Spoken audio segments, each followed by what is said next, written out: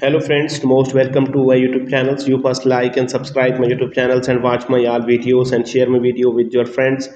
By default, the subfolder be named based on the date and photos we are taking. Click on the box below.